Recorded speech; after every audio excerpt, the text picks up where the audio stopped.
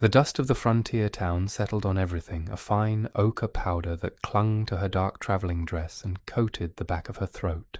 She stood beside her small, scuffed trunk on the splintered boardwalk, a solitary figure in a sea of indifferent bustle. The noise of the town, the clang of a blacksmith's hammer, the rumble of a freight wagon, the distant, tinny music from a saloon, was a language she did not understand. Her world had shrunk to the space she occupied, the worn handle of her trunk, and the crisp, folded letter in her pocket. It was a letter full of promises, of a new life and a respectable match in a land of opportunity, a land that now seemed made of nothing but dust and stairs. Her name, as written on the passage documents, was a string of characters few in this town would bother to pronounce correctly. She had practiced the anglicized version until it felt less like a betrayal and more like a necessary costume. Here she was to be a wife. Here she would build a home. The letter had described the man, a homesteader, as sturdy and kind. It had described the land as rich. It had not described the suffocating heat, or the way the eyes of the townsfolk slid over her and then away, as if she were a ghost already. A man in a starched collar and a waistcoat that strained at the buttons approached her. He had a face that was both plump and predatory, with small, shrewd eyes that assessed her trunk before they met her gaze. He was the town banker, the man who had facilitated the arrangement. He cleared his throat, a sound of false importance. "You are the woman," he stated, not asked.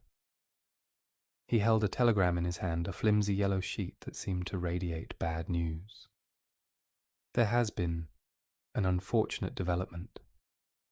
She waited, her hands clasped before her, her posture as straight and unyielding as the single bone pin that held her dark hair in a severe knot. Her composure was a shield carefully constructed over years of learning that to show vulnerability was to invite ruin. The banker made a show of dabbing his brow with a silk handkerchief. "You're intended," he said, drawing the word out with a theatrical sigh. "Mr. Albright, he met with an accident, a stubborn mule, a steep ravine. The long and short of it is, madam, you are a widow before you were a bride." The air seemed to thin. The noise of the town faded to a dull roar in her ears. She felt the boardwalk shift beneath her feet, a subtle lurch as the foundation of her future crumbled to dust. She had not known the man, had never seen his face, but she had clung to the idea of him, the promise of him, like a drowning woman clings to a piece of driftwood. Now even that was gone. "I see," she said. The words were small and dry, swallowed by the vast, indifferent sky. "Indeed," the banker continued, his tone shifting from feigned sympathy to business. "There is also the matter of your passage. Mr. Albright paid a deposit, but the balance was due upon your arrival and the finalization of the arrangement. As his business affairs are now in probate, that debt falls to you." He named a sum that made her blood run cold. It was an impossible figure, more money than she had ever seen. She stared at him, her mind racing. The contract had been clear. The passage was his responsibility.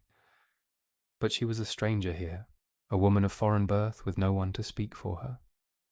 Her word against his, and his was backed by the weight of the only bank in 3 counties.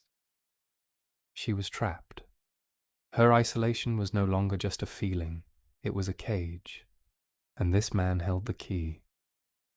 The townspeople who had been pretending not to watch now stared openly, their faces a mixture of pity, curiosity, and a grim sort of satisfaction. Another outsider brought low. It was a familiar story. From the shade of the general store's awning, a man watched the scene unfold. He was tall and broad-shouldered, dressed in practical, dust-covered clothes that spoke of a life lived on the land, not behind a desk. His face was weathered by sun and wind, etched with lines that suggested a quiet sorrow. This was the landowner, a man who kept to himself on a sprawling ranch miles from town.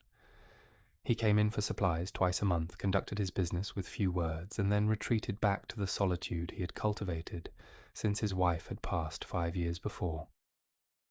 He knew the banker, he knew him as a vulture who circled the unfortunate. a man who built his wealth on the back of others' misery, all while maintaining a veneer of civic piety. He saw the woman, small and still, standing against the banker's oily pronouncements like a slender reed against a flood. He saw the panic she refused to show, the dignity that was her last line of defense. He saw the town watching, waiting for her to break. Something in her stillness, in the proud set of her shoulders, reminded him of a hawk he had once seen with a broken wing, defiant even in its final moments. The landowner had built high fences around his life, both literal and emotional. He had learned that grief was a quiet companion, one that did not abide crowds or idle chatter, but he had also been raised with a simple, unshakable creed. You did not stand by while a predator cornered its prey.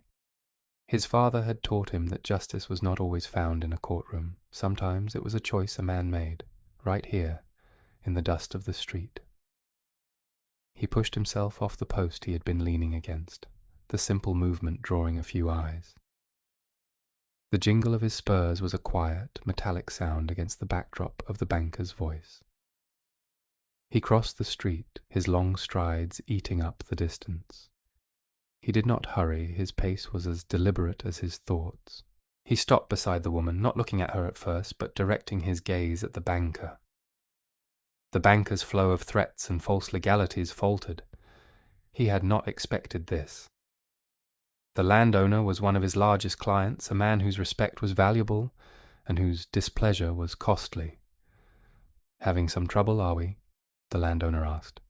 His voice was low and even, a gravelly sound that carried the weight of authority. The banker forced a smile.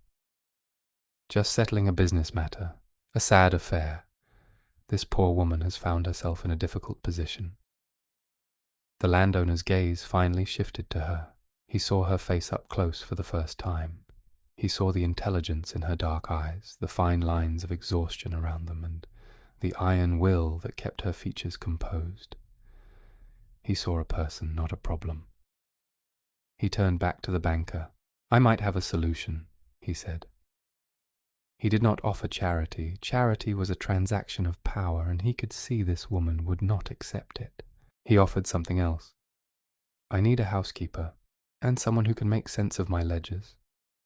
My last man had a fondness for the bottle, and a talent for making numbers disappear." He looked at the woman again, addressing her directly for the first time. His tone was respectful, a stark contrast to the banker's condescension. "I can offer room, board, and a fair wage, enough to settle your account with the bank and put some aside. My ranch is quiet, the work is honest." The offer hung in the hot, still air. It was a lifeline, but it was framed as a contract, a mutually beneficial arrangement. It preserved her dignity. The entire street seemed to be holding its breath. The woman looked from the landowner's steady, impassive face to the banker's suddenly flustered one. She saw the banker's fury, barely concealed behind a mask of surprise. He was losing his prize. She looked back at the landowner. His eyes were clear and direct. They held no pity, only a straightforward assessment of the situation. He was offering her a chance, not a handout. In a world that had just stripped her of everything, that distinction was paramount. "I am a capable bookkeeper," she said, her voice clear and steady, "and I am not afraid of hard work." "I figured as much," the landowner replied with a slight nod. He then turned his attention fully to the banker. "Send me the bill for her passage. I'll settle it, and add it to her account with me. We'll keep things proper." With that, he bent down, lifted her small trunk as if it weighed nothing, and gestured with his head toward a sturdy wagon parked down the street. "My wagon's this way," he said to her. "We can be home before sundown." Without a backward glance at the sputtering banker or the murmuring crowd, she followed him. For the first time since she had stepped off the stagecoach, she felt the solid ground beneath her feet. The path ahead was uncertain, but it was a path, and for now that was enough. The ride to the ranch was long and mostly silent. The landscape shifted from the cluttered chaos of the town to vast, rolling plains of sun-cured grass under an endless sky. The landowner handled the team of horses with an easy, competent hand, his movements economical and sure. He did not press her with questions or fill the silence with idle talk. He seemed to understand that she needed this time to recalibrate her world, to absorb the violent shift in her fortunes. She in turn watched the land. It was a harsh, beautiful country, grand and unforgiving. It did not seem like a place that offered easy comfort, but it felt honest in its austerity. It was what it was, without pretense. It was a landscape that matched the man beside her. The ranch house was a long, low structure made of stone and timber, built to withstand the elements. It was solid and well-sited, overlooking a creek that wound through a stand of cottonwoods. But as they drew closer, she saw the signs of neglect.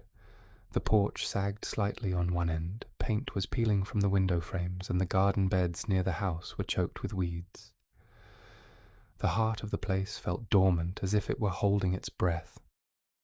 Inside, the feeling was even stronger. The furniture was heavy and well made, but a layer of dust covered every surface. The air was stale with disuse. In the main room, a fireplace stood cold and empty, and on the mantel a single faded photograph in a silver frame showed the landowner with a smiling woman. It was a portrait of a life that had been put on pause. "The kitchen is through there," he said, setting her trunk down by the door. "Your room is at the end of the hall. It's small, but it's clean." He hesitated for a moment, a flicker of something, awkwardness, perhaps, or a memory, crossing his face. "My late wife. She kept this place. Since she's been gone, I've let things slide." It was the first personal thing he had said. A small crack in the wall of his solitude. She simply nodded, acknowledging the information without intrusion. "I will put things in order," she promised. It was a statement of fact, a declaration of her intent to fulfill her side of their bargain. And she did. In the days that followed, the house began to breathe again. She worked with a quiet, tireless efficiency that amazed the few ranch hands who saw her. She aired out the rooms, beat the dust from the rugs, washed the curtains until they were bright again. She scrubbed the kitchen until the pots and pans gleamed from their hooks. She found a small stash of seeds in the pantry and set about reclaiming the garden, her slender fingers pulling weeds and turning the soil with methodical care. She did not just clean the house, she revived it, but her true triumph was the ledgers. The landowner brought her a stack of dusty, disorganized books, their pages filled with the sprawling, careless script of the previous man. For 2 days she sat at the small desk in the corner of the main room, a pot of ink at her elbow, her mind sharp and focused.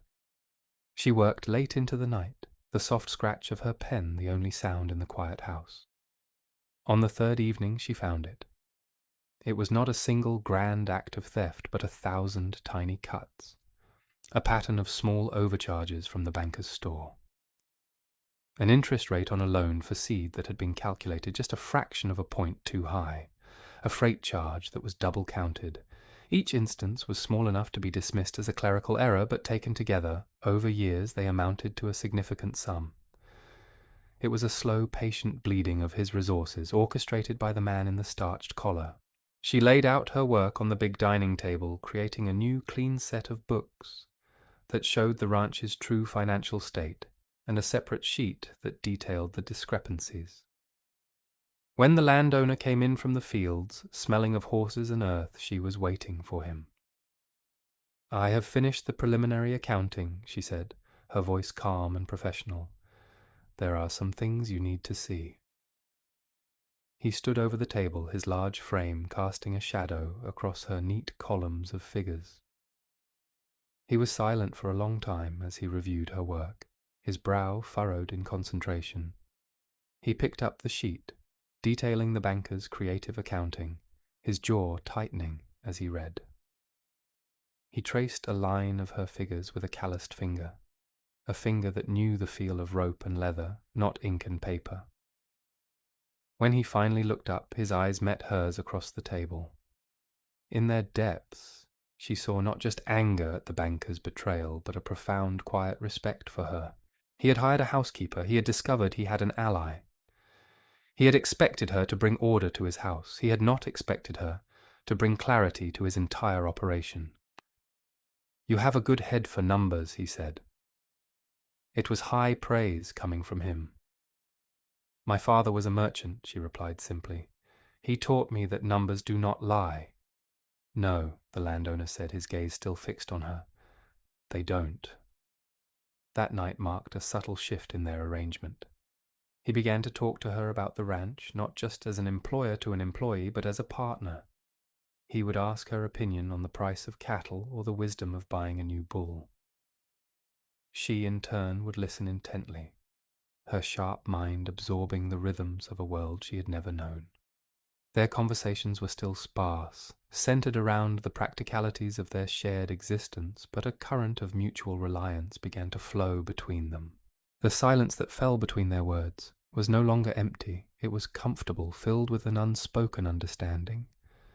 He started referring to the ranch, not as my ranch, but as the ranch, a small but significant change. He began to see her not as the woman who kept his house, but as the woman who helped him keep his world together. The banker did not take his defeat gracefully. Word reached the ranch via a talkative supply driver of the whispers he was spreading in town. He painted the landowner as a fool, taken in by a devious foreigner. He cast aspersions on the woman's character, hinting at an improper relationship, a living arrangement that flouted all decency. He was using shame as a weapon, trying to isolate them, to turn the community's suspicion into outright hostility. The landowner heard these reports with a grim set to his jaw, but said nothing to her. He would not dignify the banker's filth by bringing it into his home, but he felt a protective instinct stir within him, something he had not felt since his wife's long illness. He found himself watching the road that led to the ranch, a low-grade vigilance humming beneath his calm exterior. One afternoon the banker came to them. He drove his fancy black buggy right up to the house, a bold and unwelcome intrusion. He claimed he was there to discuss the landowner's outstanding loan, a large note that was, as he pointedly reminded them, coming due in the autumn. The landowner met him on the porch, positioning himself so the banker could not see into the house where the woman was working. The conversation was brief and cold. The banker spoke of financial uncertainty and the importance of maintaining a good reputation in the community. The threats were veiled, wrapped in the language of concern, but their meaning was clear. Fall in line or be ruined. "My reputation is built on hard work and honest dealings," the landowner said, his voice flat and hard as granite. "It's a foundation you might want to try building on yourself sometime." He stared at the banker until the man's smug expression faltered, and he was forced to retreat to his buggy, his mission a failure. After the banker was gone, a speck of dust on the horizon, the landowner went back inside. She was standing by the window, her back to him, where she had obviously heard everything. "He will not stop," she said quietly, without turning around. "No," he agreed. "Men like him never do. They think everything and everyone has a price." She finally turned to face him, her expression unreadable. "He is trying to use me to hurt you." "He's trying to use us," he corrected her gently. "And he's going to find out this ranch is harder to break than he thinks." In that moment, the line between them, the line of employer and employee, of rescuer and rescued, blurred into something else entirely. They were two people standing together against a common threat. The arrangement had become an alliance. The threat escalated from whispers and financial pressure to something far more tangible and dangerous. It came on a moonless night, carried on a dry wind that smelled of smoke. The landowner was woken from a light sleep by the frantic barking of the dogs. He was out of bed in an instant, pulling on his boots and grabbing the rifle he kept by the door. A hellish orange glow was blooming against the dark sky in the direction of the main barn. "Fire!" The shout came from one of the bunkhouses, a cry of pure panic. He burst out of the house and saw it. A wall of flame, fed by the dry, late summer grass, was racing toward the barn, the heart of his operation. Inside were his prize bull, the pregnant mares, and a winter's worth of hay. The wind was fanning the flames, pushing them with terrifying speed. This was no accident. The fire had been set in multiple places, a deliberate, malicious act designed to cause maximum destruction. He did not waste a moment. He roared orders at the 2 ranch hands who came tumbling out of the bunkhouse, sending one to the horses and the other to the well. He ran toward the barn himself, his mind a cold, clear machine of calculation. Save the animals first, then try to save the structure. As he worked, his lungs burning with smoke and his eyes streaming, he was vaguely aware of movement near the house. He assumed it was her, retreating to safety as any sensible person would. His focus was on the inferno before him, on the terrified whinnies of the horses trapped in their stalls. It was only later, after they had managed to get the animals out and were fighting a losing battle against the flames consuming the barn, that a shift in the wind showed him the second front of the attack. A smaller, but equally vicious line of fire had broken away from the main blaze and was now creeping steadily toward the ranch house itself. He and his men were too far away, too occupied with the barn, to do anything about it. A wave of despair washed over him. He could lose it all. Section. But then he saw her. She was not hiding. She was a whirlwind of determined action. She had dragged the heavy wooden water trough from the side of the house, positioning it near the advancing flames. She was soaking blankets, burlap sacks, anything she could find, and beating at the edges of the fire. She moved with a desperate, focused grace, her dark hair coming loose from its pin and whipping around her face, which was smudged with soot and illuminated by the terrible light. She was not screaming or panicking. She was fighting. She was defending her home. Their home. The sight of her, a small, solitary figure battling the darkness and the flames, broke through his exhaustion. It was an act of courage so profound, so unexpected. It stunned him. He left the barn to its fate and ran to help her, his heart pounding with a feeling he couldn't name, a mixture of terror for her safety and a fierce, soaring admiration. Together they beat back the flames, stomping and smothering the fire until it was nothing more than a line of glowing, smoking embers, just yards from the porch steps. They stood there in the pre-dawn grey, the reek of smoke thick in the air. The main barn was a blackened, skeletal ruin, still smouldering against the lightening sky.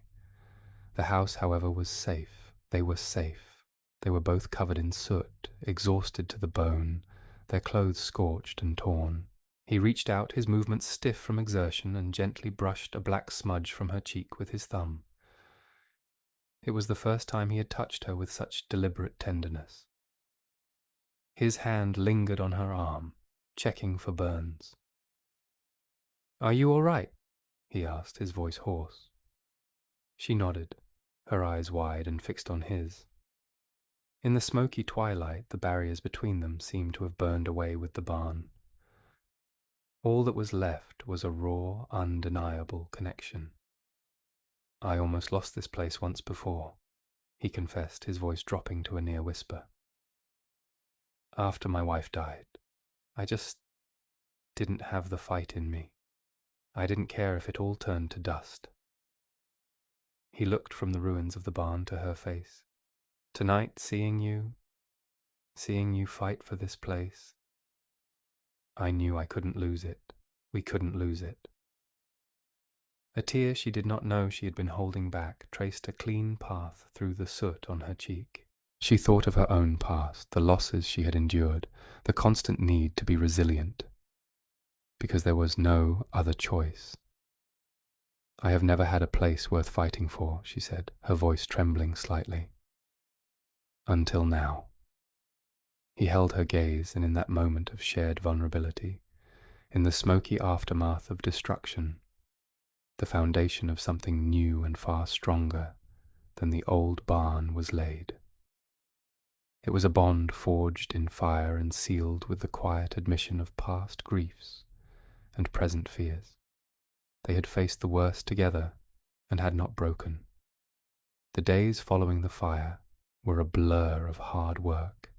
The landowner hired extra hands from a neighboring ranch, and together they cleared the debris of the ruined barn. The air of grim determination on the ranch was palpable. The attack, meant to break them, had instead hardened their resolve.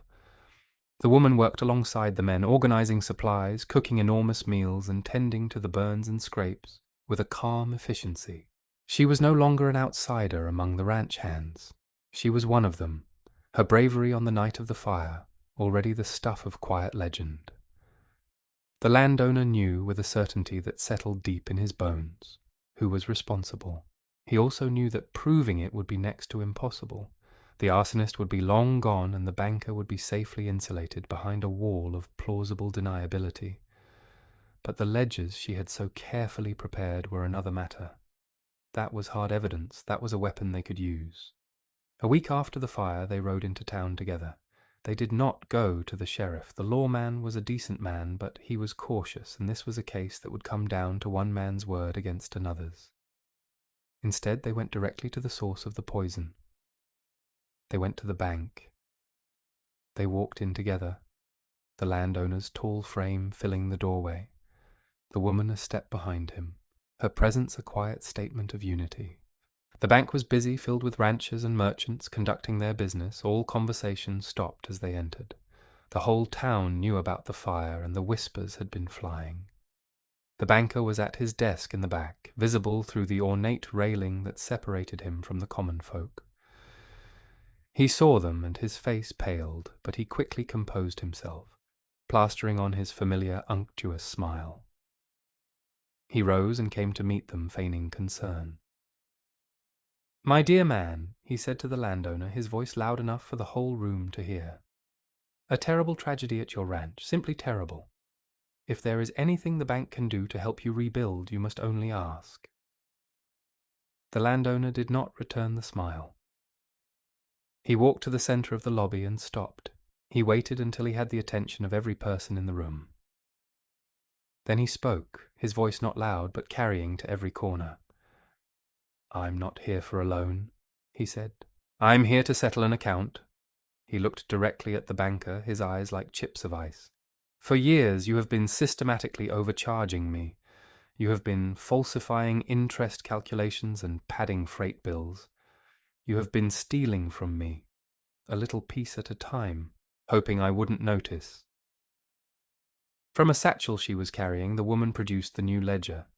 She opened it on the main counter for all to see. Her neat, precise columns of figures were a stark, irrefutable indictment. "This is not about a few mistakes," the landowner continued, his voice resonating with cold fury. "This is a pattern of deliberate fraud, and I am willing to bet I am not the only one in this room who has found the banker's math to be creative." A murmur went through the crowd. A few men exchanged uneasy glances. They had all suspected, had all complained about the banker's sharp practices, but no one had ever had the proof or the courage to make a public stand. The banker began to bluster, his face turning a blotchy red. "This is an outrage. Slander. You have no proof." "This ledger is the proof," the woman said, her voice quiet but firm. She pointed to a specific entry. "For example, the charge for 50 rolls of barbed wire in April. The delivery manifest which we have shows 40 rolls. The bill which we also have is for 50. A simple mistake, perhaps, but it is one of 57 such mistakes in the last 2 years alone." The banker stared at her, his mouth opening and closing like a fish. He had underestimated her. He had seen her as a pawn, a victim. He had never imagined she could be the architect of his downfall. His power was built on a facade of respectability and financial wizardry. She had just pulled back the curtain and shown everyone that the wizard was just a common thief. His social standing, the most valuable currency he owned, evaporated in the suddenly silent, judgmental atmosphere of his own bank. He was ruined and he knew it. They left him there, amidst the ruins of his reputation, and walked back out into the sunlight. They had not defeated him with violence or threats, but with the simple, unassailable power of the truth.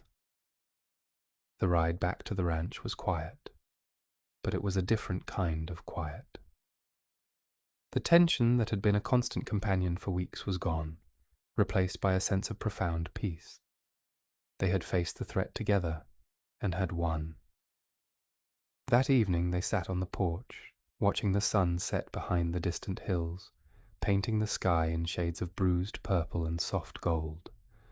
The air was cool and clean. The silence between them was no longer just comfortable, it was intimate. He turned to her, his profile outlined against the fading light. "The arrangement we made," he began, his voice slow and deliberate.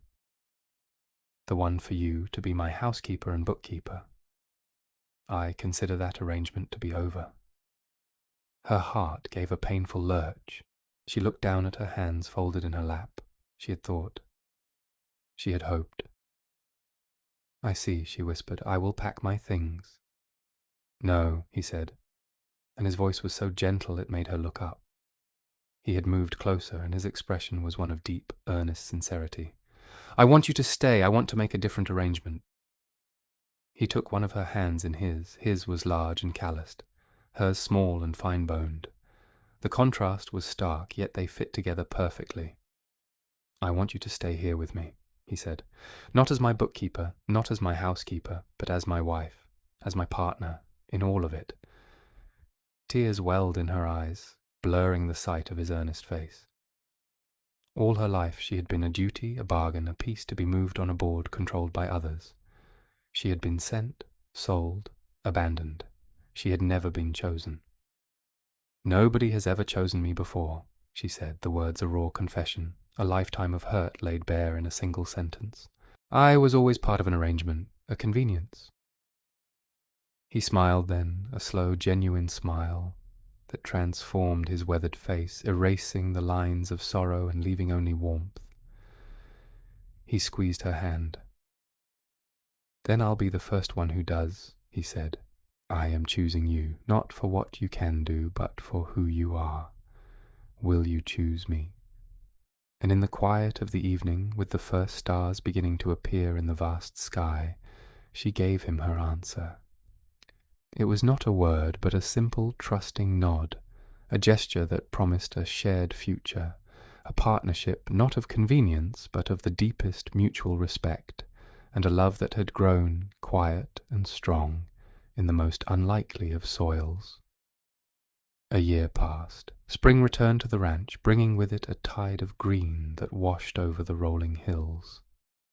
The blackened scar where the old barn had stood was now the site of a new one, larger and better built, its fresh timber smelling of pine and promise.